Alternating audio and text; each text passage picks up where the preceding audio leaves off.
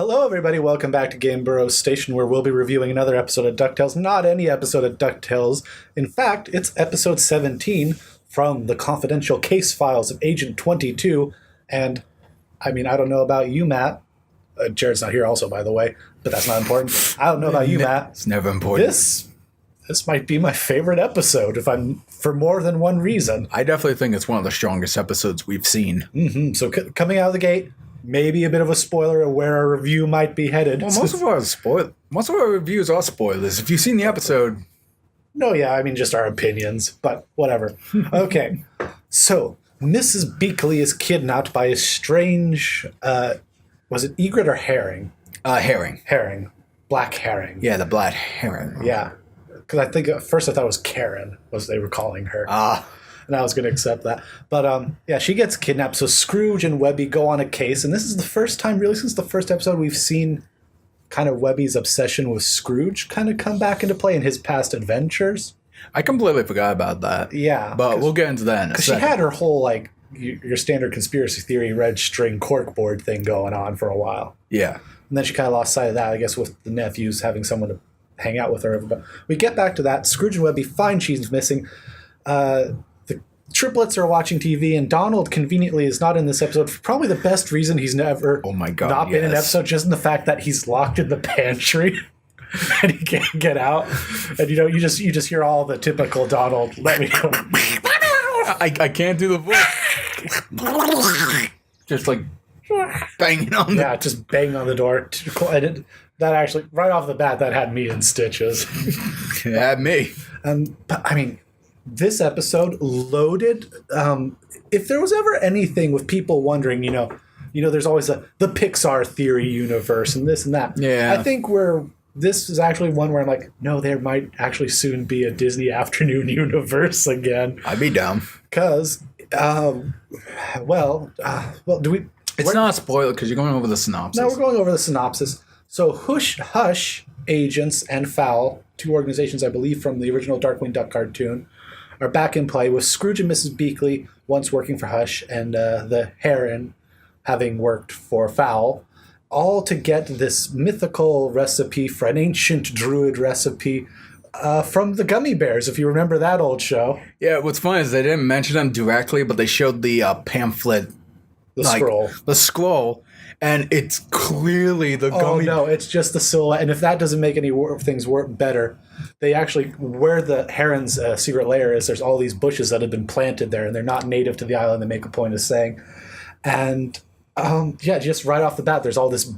It's the formula for the gummy berry juice. Pretty much. Literally, this whole episode, it's either a Darkwing Duck secret agent reference, a Gummy Bears reference, and then a cameo appearance by Professor Ludwig von Drake. So, that was a delightful surprise. That was a delight. Voiced again by Corey Burton, doing a wonderful job. Really? Yes. Oh, that's fantastic. Wonderful job. And through this course, really, I think the only thing where we kind of rolled our eyes was Scrooge telling Launchpad, who was driving the sub, that no one can know where they're going, and then he puts a blindfold on himself. Yeah, Launchpad has really been down for me in this entire series. I liked him conceptually, but the way they utilize him in the whole show, I don't know, it just feels like there's more misses than hits. Yeah. When it comes to using him. But there's all these fun sepia, not sepia tone, but sort of, we'll say sepia tone just for the sake of argument. Flashbacks with a young Scrooge and a young Mrs. Beakley and their adventures. These robots, they fight piranhas, they fight bouncing bubbles with little bowler hats and everything. And it does a good job of kind of having some of that old spy vibe to it, I think. Would you say that? It's definitely like the agent spy genre. Dun, dun, dun, dun, dun, dun, dun, dun, don't sue me. But God, I'm at a loss for words. Oddly, because I just had so much fun with this episode. I did too. And it was cool, how dark the episode was as well in parts. No, yeah, this is one of the first ones where they're on an adventure and there's a risk, but you feel like there's a risk. Heron is holding Webby at gunpoint at one point, and you're just like, oh shit, she's not screwing around. What's funny about Herring is that she's full on Ulysses Claw, where we saw how she lost her. Well, from Black Panther. Yeah, his name's Ulysses Claw. Oh, did I say whatever? The point is, Claw. Yeah. Where in the past she lost her arm in a gruesome way. Yeah. Because you don't see her physically losing arm, but you can tell exactly what happened. Yeah. And she pretty much puts an arm cannon now, and like you said, she threatens Webby with it by putting an arm cannon right to her face. Yeah. And the best part is, really, she gets away as far as we know. Like, all that's left of her is her arm. So in typical, probably just the Bond secret agent style, that means she'll be back. Oh yeah, there's no question about that. And I mean, we were talking about it too with the possibility of actually there being a Darkwing Duck reboot coming as well. Could that be a segue? Could that bleed into it, you think, maybe, with the conspiracy theory of we saw Darkwing Duck, but it was a younger Darkwing Duck, or maybe it was like a Bolt where the TV show was like a cover-up thing, or like, what do you think now? Does this lend more credibility to that theory for you? Well, unfortunately, no, not quite, but I'm willing to have my mind changed of how they do it. Because, I mean, like, the Darkwing Duck show really just consisted of whatever they did show in that one cameo. Because, I mean, they showed them primary villains. They're a little comic booky looking. It's like, it's all there. That's all the Darkwing Duck canon type stuff within that show. Yeah. Anything that was not shown in the Darkwing Duck thing, maybe they're taking some of those elements and putting it in the Ducktales universe. Hence the whole Hush and the Fowl thing you mentioned. That's a good point. So I don't think it's going to support it, but I don't mind having my mind changed and we actually find out, oh, it is a cover-up. And if they did, would you be down? I'd be down. I want to see Darkwing Duck do things and hang out with Scrooge McDuck or just help fight villains or whatever. Right. I do wonder though, because we were talking about cameos of how good it was, and we'll get to the meat of the details later. I was actually saying to myself, like, okay, we kind of confirmed that gummy bears once existed in this universe. Yeah. I'm also curious if we're gonna get a Tailspin cameo or a connection there, and if we also might get a connection to Chip and Dale Rescue Rangers. It's funny you mentioned that because I know, Matt. Full disclosure, you do not. You don't do any research for this up ahead. You just sit down and you watch the episode. You don't see commercials, whatever. Dude, I'm too busy researching my movies to watch research for TV shows. Yeah, but I do, and I can just say you're going to get that Tailspin bit. Nice. In a pretty good way, if I do say so myself. No, I wasn't a big fan of Tailspin, but I'm down. I'm down to see those kind of connections go on. Yeah, it's just fun, Yeah. And then, what else to say? Well, I want to say real quick, I actually enjoyed this episode a lot too, because for a while I was thinking to myself, we've seen Webby interact with the boys. We've seen the boys interact with Scrooge. We've even seen, what's the lady's name again? Mrs. Beakley? Mrs. Beakley interact with everyone else. Uh-huh. I was remembering to myself, we never actually seen Webby interact with Scrooge directly. It's always Solo too. And I was like, I never thought about that. No, and you mentioned earlier, like in early episodes, it was like hinting that she was obsessed with him. Yeah. But I completely forgot about that after watching all these episodes. No, yeah. So it was really refreshing to see that relationship actually happen. No, yeah, and actually, her and Scrooge had probably a more interesting relationship than any of the triplets have had with Scrooge at this point. Yeah, no, for sure. It's really funny. And because she generally seems to admire and respect him. Yeah. All his adventures and all that, while also carrying Mrs. Beakley's. God damn. Bleakley's from Lilo and Stitch. I know. I would love it if he was in this too, but anyway. Just an episode where like it's an alien conspiracy theory thing, and like you just think, oh, I guess it was just a conspiracy theory after a while, and then like you just see a mosquito fly by, and you're just like, she chose me as her perch, and then you see like Bleakley in drag, it's like, no, don't hurt it, or just, oh, I guess there were no aliens after all. Oh, excuse me, miss. Oh, no problem. Don't mind me. We digress. The point I'm trying to say is, Disney, if you are looking for new writers for your TV special, I know you recently are re-airing Lilo and Stitch the series. Give us a call. Yes, please. Oh, that was actually a real call. See, that's how genuine this is. No, it's true. But yeah, to the point I'm trying to say is like, it's cool to see that Webby actually gets to spend time a little bit more with her father-like icon. Yeah. And actually have character developments. Like she endures some of the things that Scrooge likes just so she can be close to him and learn more from him. I thought it was very sweet, and it was cool to see Scrooge McDuck actually learn that as well, where he's like, I just thought it was really refreshing. And she does get to do this in the original series, but in this series now we officially have it where he says, she can just call him Uncle Scrooge. And like that was actually at the end, that was really a tender moment, kind of. Yeah, no, for sure.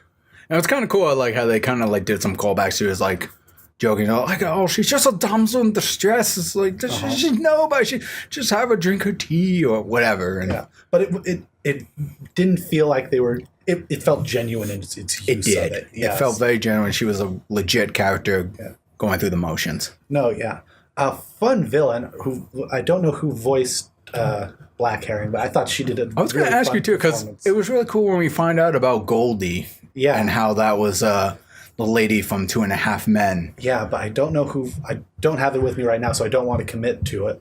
I almost wanted to ask you, is that like another veteran voice actress who's maybe like in the Golden Girls or maybe Cheers or something? I don't know, but she did a bang-up job as her character. So another reason why I'd be happy to see Black Herring back.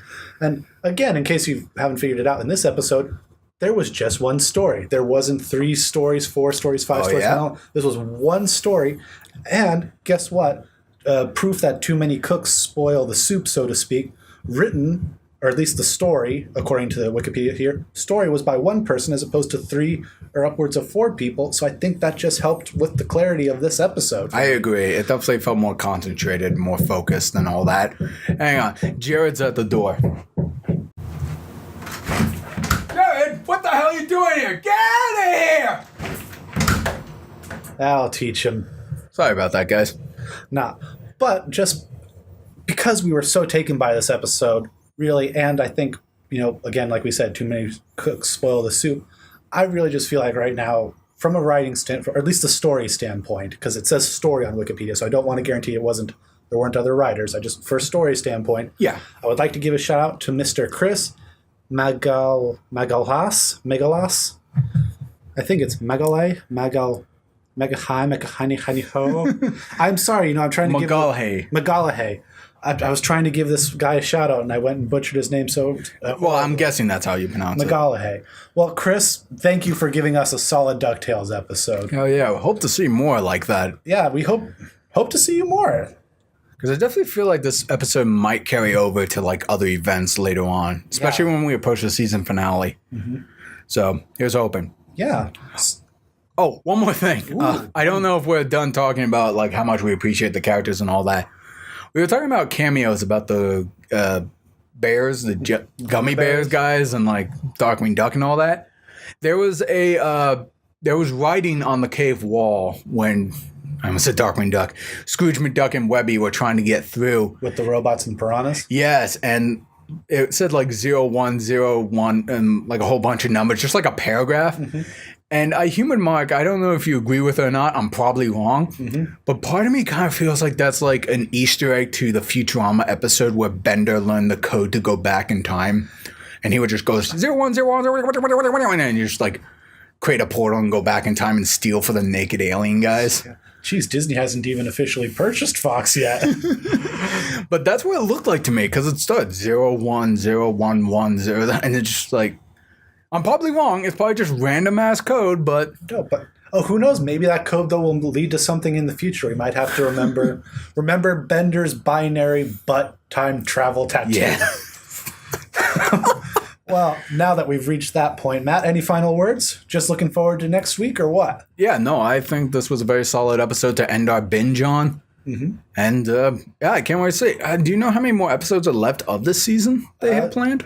As of right now, I can't guarantee for the series, for the season. For the season. But as of right now, we're at episode 17. Right now we have 20 episodes total confirmed. So we have 3 episodes left, with next week's episode being Who is Gizmo Duck? Ooh. And I'm guessing the last 2 will either be a part 1 and 2.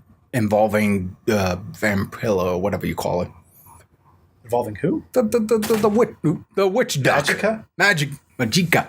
Maybe. I hope that doesn't wind up just being something like, tune in for season 2, because I'll be so pissed. Well, chances are, if they're trying to go for that adventure arcing story thing, they probably will. Something tells me it's going to end with Magica just doing whatever. And then at the end, there'll be a cliffhanger where, Dewey gets a clue about where his mother could be. Yeah. Something tells me that might happen. That'd be cool.